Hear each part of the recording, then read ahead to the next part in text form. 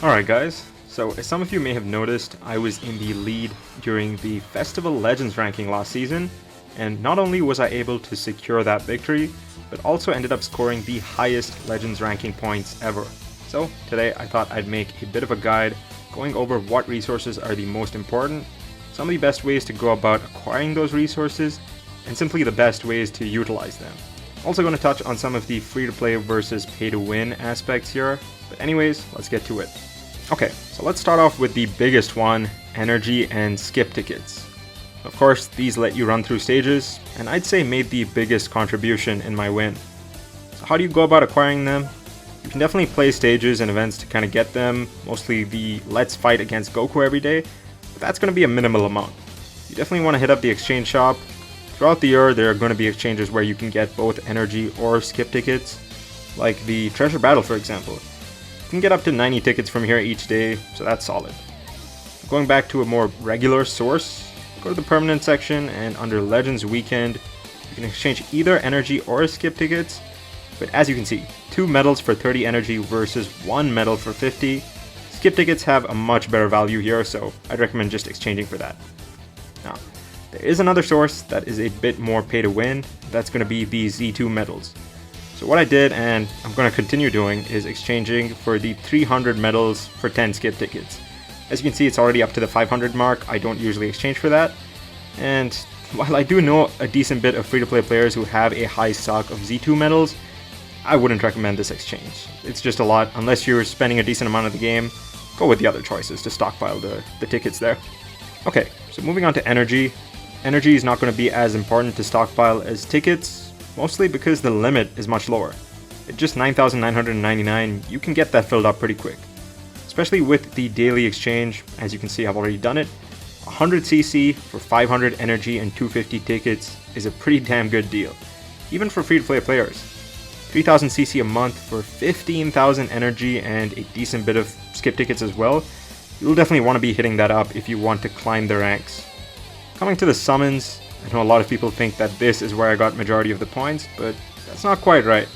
Summoning points from Chrono Crystals themselves isn't very high, but one thing which is really important and is going to be active for a while are the Daima events. So if we go down here, we can see this Glorio and Blue Goku Daima summon event. If we go to the exchange, there is a limitless exchange for energy and skip tickets.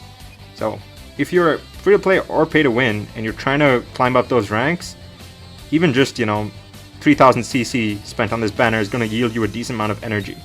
And this is where you want to exchange for energy alone, because as you can see, it is a 1-to-1 when it comes to skip tickets versus energy. So you can really aim to balance and equalize out your skip tickets to energy ratio here.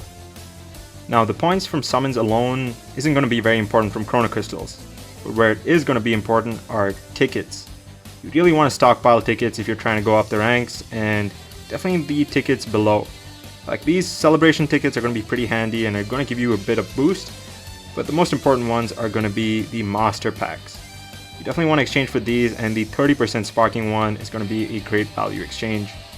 So how do you get these? Well, events in the exchange shop as usual. If you go through here, you will maybe find some events where you can exchange it, especially the hyperdimensional co-op, but 3,000 medals for 5 tickets is a pretty poor value, so I would not recommend this exchange. Going back, your best bet is going to be the platinum coins. Platinum coins right here, as you can see I just have 6 right now, but I can get 18 tickets for that.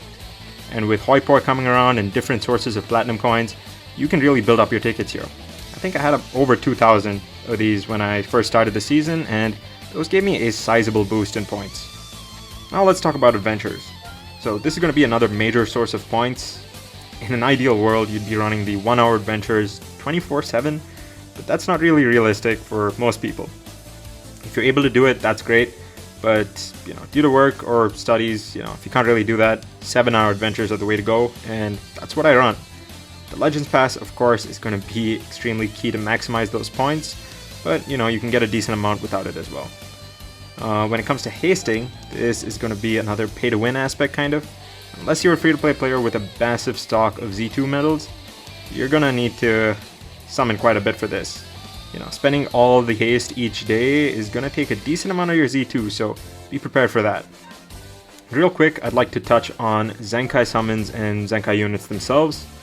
As you can see here, I have all of them done up, but I actually did save 1 to 2 Zenkais to help with last season, like the Zenkai for Red Zamasu.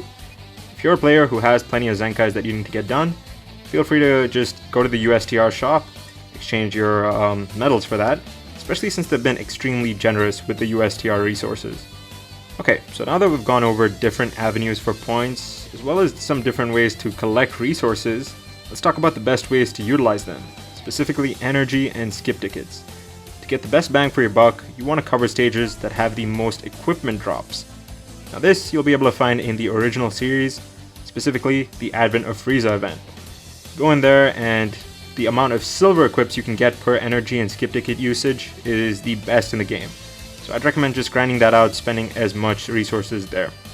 Now when it comes to just grinding the game for points, if there's a raid up, feel free to grind that, but if it's just hyperdimensional co-op or PvP, those are pretty poor sources and I wouldn't really recommend spending all day just grinding those. Okay, so that's pretty much going to wrap up this short guide.